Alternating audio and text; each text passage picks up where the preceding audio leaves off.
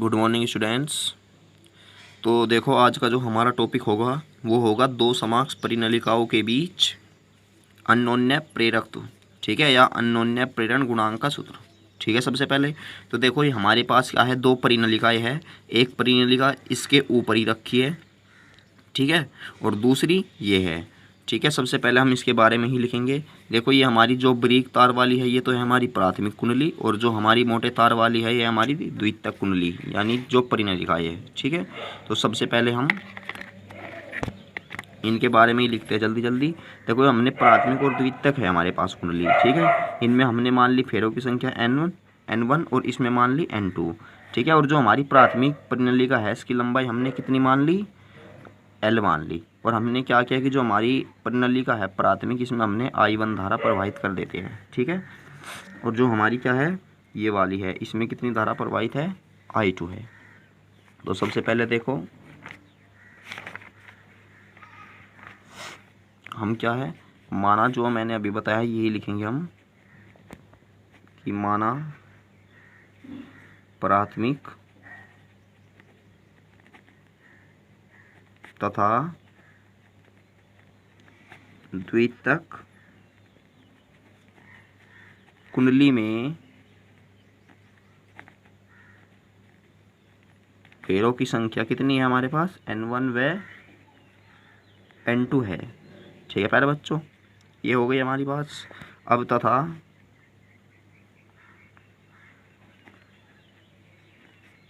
प्राथमिक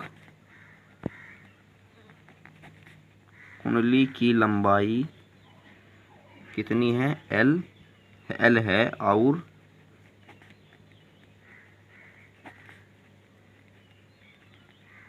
इसमें प्रवाहित धारा कितनी है, I1 है। तो तब अब सबसे पहले बताओ परिनलिका है जब हमारे पास, ठीक है, तो परिनलिका के अंदर क्या होगा, जब हम धारा प्रवाहित करते हैं तो परिनलिका में क्या उत्पन्न हो जाता है, चुंबकीय क्षेत्र उत्पन्न हो जाता है। मैंने डेरिवेशन भी करा है, ठीक है। तो तब परिनलिका के केंद्र पर उत्पन्न चुंबकीय क्षेत्र।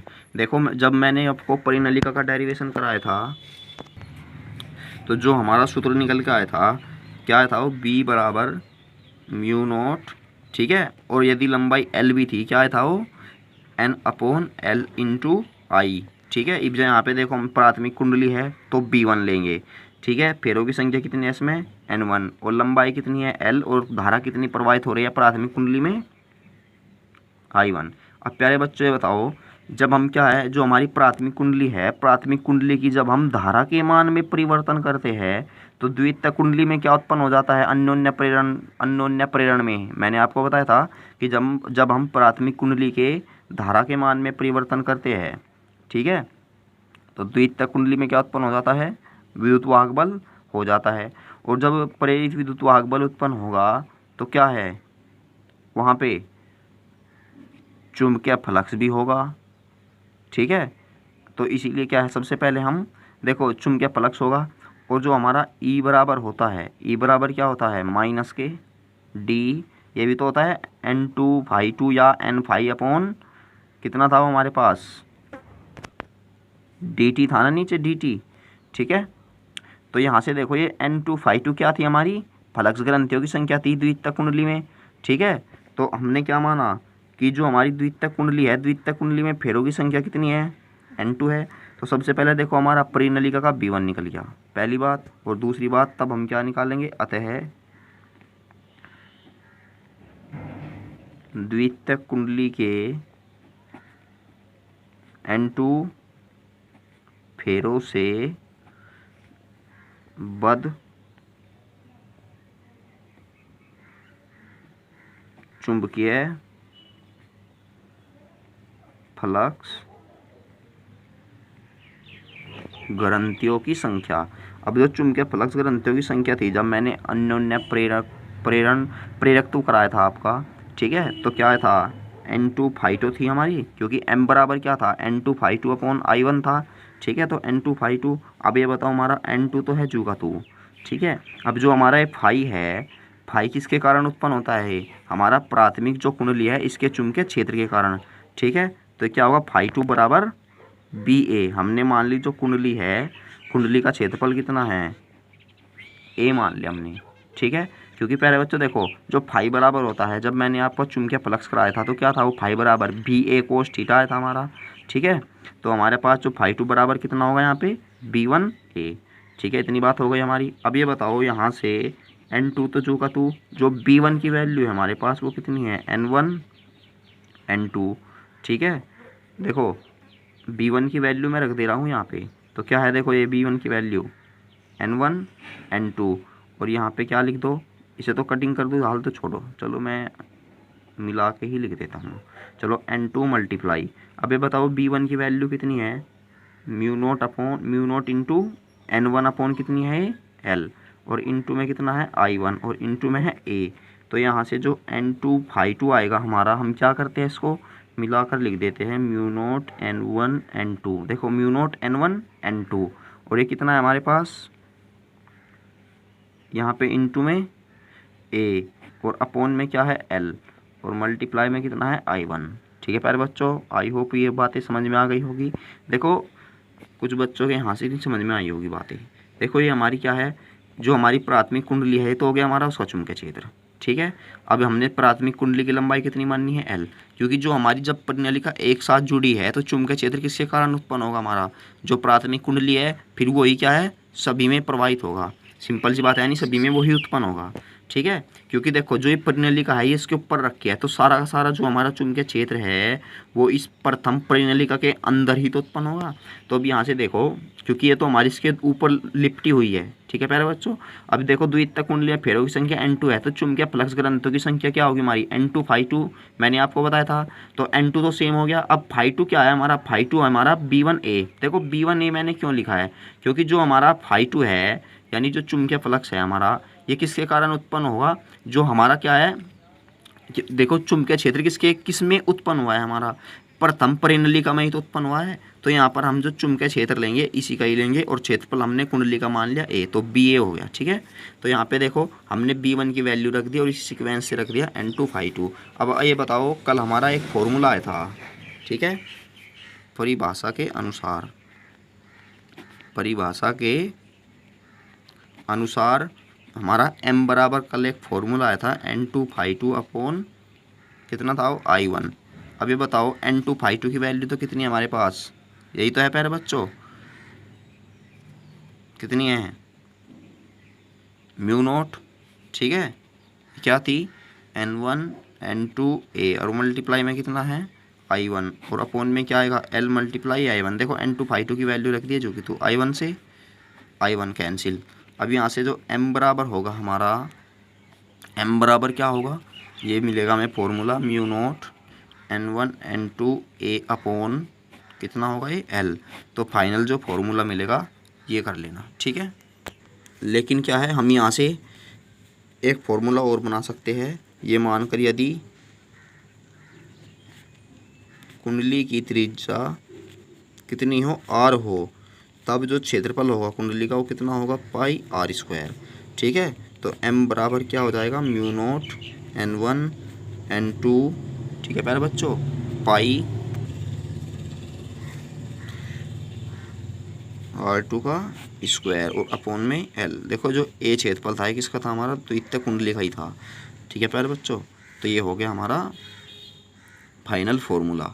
ठीक है, क्योंकि ये बताओ जब हम पृष्ठ लेते हैं तो हम इस पृष्ठ का ही तो देखो चुंबकीय क्षेत्र लेते हैं, और इस पृष्ठ का ही तो क्षेत्रफल लेते हैं।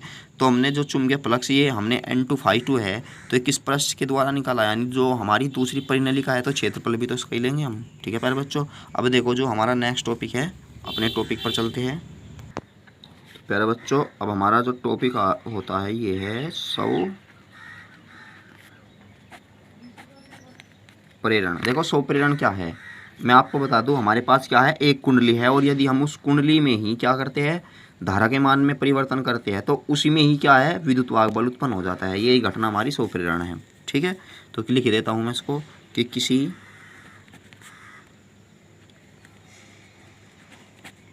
कुंडली में प्रवाहित धारा के मान में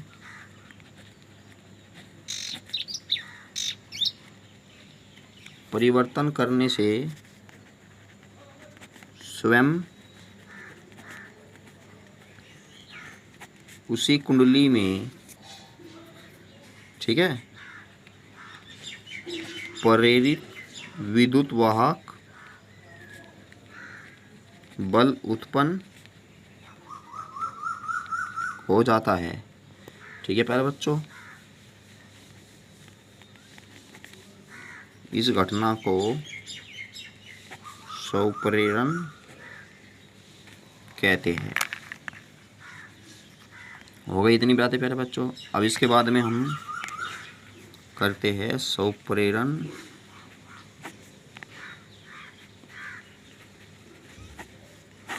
गुणांक। देखो स्वप्रेरण गुणांक भी हमारा सेम अन्योन्य प्रेरण के क्या है, बिल्कुल सेम डेफिनेशन है। क्या थी हमारी कि मैंने बताया था आपके जो फ्लक्स ग्रंथियों की संख्या होती है उसमें प्रवाहित धारा के अनुक्रमानुपाती होती है। सेम वही है कि कुंडली में फ्लक्स ग्रंथियों की संख्या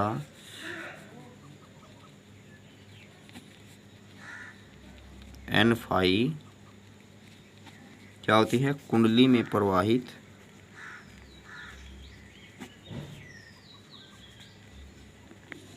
धारा I के अनुक्रमानुपाती होती है।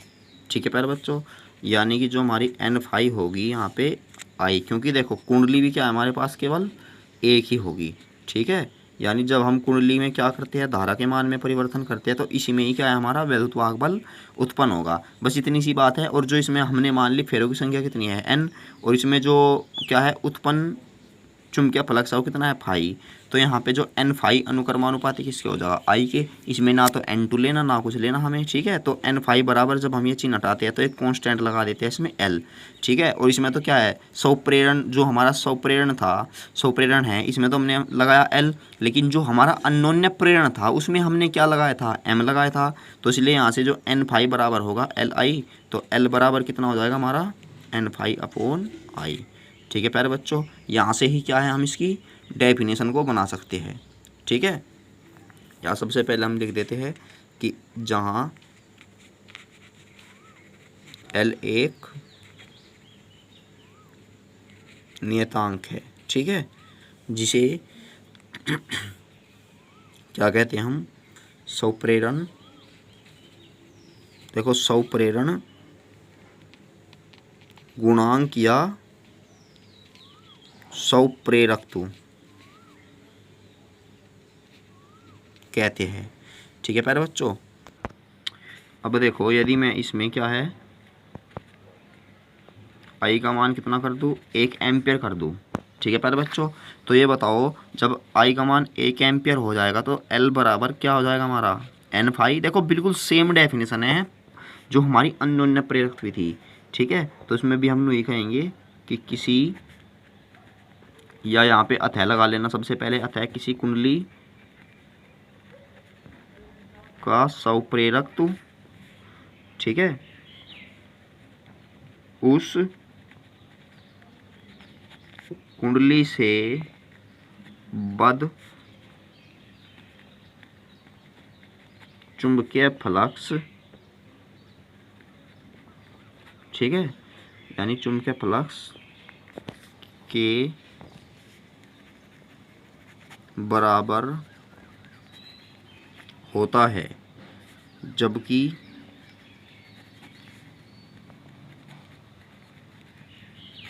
उस कुंडली में क्या हो, 1 एम्पियर की धारा,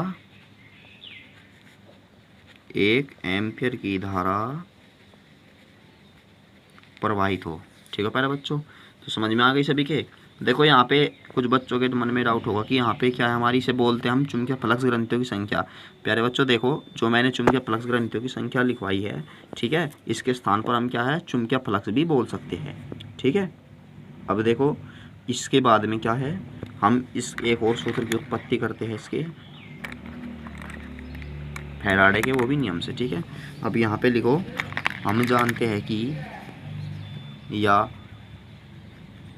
क्या लिखो, फैराडे के नियमानुसार। ठीक है प्यारे बच्चों, देखो जो क्वेश्चन आता है, क्या आता है कि स्वप्रेरण के कारण किसी कुंडली में प्रेरित विद्युत वाहक बल का व्यंजक प्राप्त कीजिए। ठीक है, एक तो ये आता है यहाँ से। ठीक है प्यारे बच्चों, और एक ये आता है कि इसके आधार पर स्वप्रेरण गुणांक की परिभाषा दीजिए। तो इसमें फैराडे का नियम भी लग जाता है। तो देखो ये बताओ, फैराडे के नियम के अनुसार ये बताओ, E बराबर कुंडली में जो प्रेरित विद्युत वाहक बल होगा, अब कुंडली तो एक ही है हमारे पास, वो क्या होगा, d phi upon d t. अब माइनस के जो हम n है अंदर ले जाएंगे तो ये क्या हो जाएगा, N phi upon d t. क्योंकि ये तो कांस्टेंट है, कुछ फ़र्क ही नहीं पड़ता। चूँकि अब हमें पता है कि हमारे पास जो एन फाई है, एन फाई बराबर किसके है, एल आई के। तो यहाँ से ये बताओ क्या आ जाएगा, माइनस के डी। ठीक है, L I upon d t. अब क्या है, एल हमारा क्या है यहाँ पे, एक कांस्टेंट है, तो कांस्टेंट क्या है हमारा, बाहर निकल जाएगा। तो ये क्या आ जाएगा, माइनस के L D I upon d T.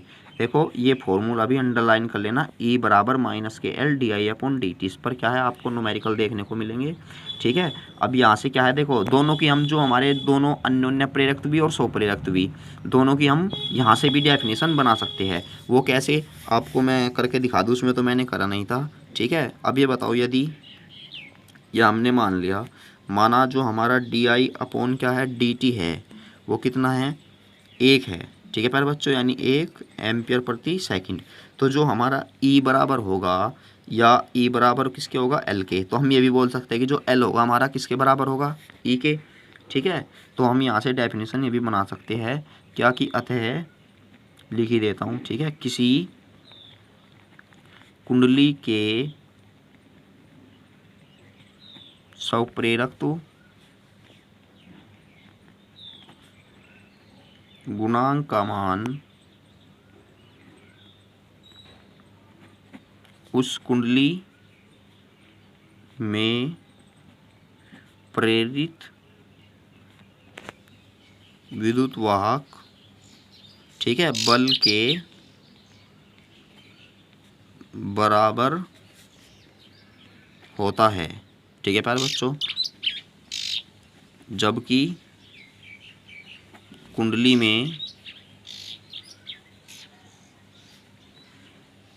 धारा परिवर्तन की दर कितनी हो, 1 एम्पियर प्रति सेकंड हो। ठीक है, देख धारा परिवर्तन की दर कितनी है, 1 एम्पियर सेकंड। तो तब जो हमारा एल है वो ई के बराबर होगा, ये आपको लिखना है। ठीक है, अब इसका मात्रक भी लिख देता हूँ मैं। इसका मात्रक कितना होता है, इसका मात्रक भी हेनरी होता है। यह भी ऑब्जेक्टिव में पूछ लिया जाता है, दोनों का मात्रक ही हेनरी होता है। ठीक है प्यारे बच्चों, इसे कैपिटल H से प्रदर्शित करते हैं। ठीक है प्यारे बच्चों, अब ये बताओ, इसकी विमा भी लिख दूँ या नहीं, चलो विमा भी लिख देता हूँ। क्या है, इसकी विमा ml स्क्वायर टी की -2 ए की -2 होती है। ठीक है प्यारे बच्चों, आपको क्या करना है, इसकी विमा भी लिखनी है, क्योंकि निकालनी सभी पर आती होगी, क्योंकि सभी ने 11th में पढ़ा है। अब इसके बाद में देखो हमारा नेक्स्ट टॉपिक क्या है, ये आज का हमारा लास्ट टॉपिक होगा।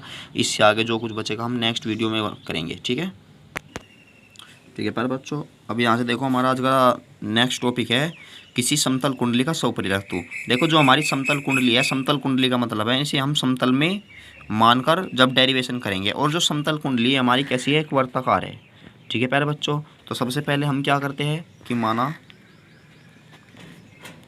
कि वर्ताकार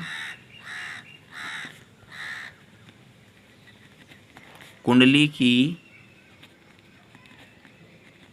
त्रिज्या r, ठीक है, तथा उसके जो फेरों की संख्या है वो कितनी है, n है। ठीक है, हमने क्या मान लिया कि इसमें I एम्पियर की धारा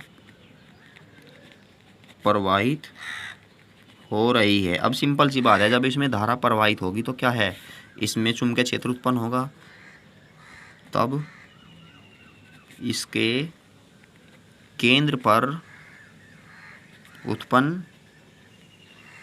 चुंबकीय क्षेत्र, तो B बराबर कितना होता है कुंडली के केंद्र पर, μ0/2, और फेरों की संख्या है तो Ni/r। ठीक है प्यारे बच्चों, अब ये बताओ, तब से डायरेक्ट वही लिखता हूँ मैं, तब क्या है, फ्लक्स ग्रंथियों की संख्या। अब ये बताओ, हमारी जो फ्लक्स ग्रंथियों की संख्या होती है, ठीक है, तो वो क्या होगी, N∅ होगी। और N∅ बराबर क्या होगा, क्योंकि यहाँ पे तो कुंडली भी एक ही है हमारी और चुंबकीय क्षेत्र भी एक ही है, तो कितना होगा हमारा N∅ बराबर, ये होगा हमारा BA। ठीक है प्यारे बच्चों, लेकिन देखो यहाँ पे जो हमें क्या करना है, एक बात और,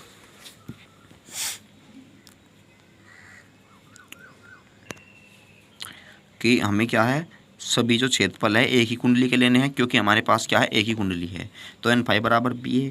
अब ये बताओ, ये हो जाएगा N × BA, क्योंकि फाई बराबर कितना होता है हमारा, BA cos थीटा। ठीक है, तो यहाँ पे हम BA लेंगे। अब क्या है कि जो हमारी N∅ है, N∅, N तो जू का तो है, B की वैल्यू हमारे पास कितनी है, μ0/2 Ni/r। ठीक है, और जो क्षेत्रफल है हमारे पास, अब ये बताओ, जो हमारी कुंडली है, कुंडली का क्षेत्रफल क्या होता है, πr², r से r कैंसिल, तो यहाँ से ये बताओ कि जो N∅ की वैल्यू है हमारे पास वो कितनी बचेगी, μ0 πn² IR/2। ठीक है प्यारे बच्चों, अब इसके बाद में क्या है, परिभाषा के अनुसार, ठीक है, परिभाषा अनुसार ये बताओ कि जो L बराबर होता है वो क्या होता है, N∅/I, और N की जो हमारे N∅ की वैल्यू है वो कितनी है, μ0 πn²। ठीक है, और ये कितनी है हमारे पास, I × R/I, I से I कैंसिल। ठीक है, और इनटू में कितना है, ये 2 है। अब यहाँ से बताओ कि जो हमारी L की वैल्यू आएगी, ये आएगी μ0 π/2। ठीक है, तो N² × R, एक फॉर्मूला होगा हमारा ये।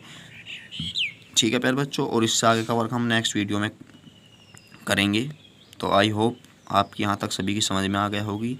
जिसकी समझ में नहीं आया है क्या है, वो एक बार और वीडियो को पुनः देखें। तो मिलते हैं नेक्स्ट वीडियो में।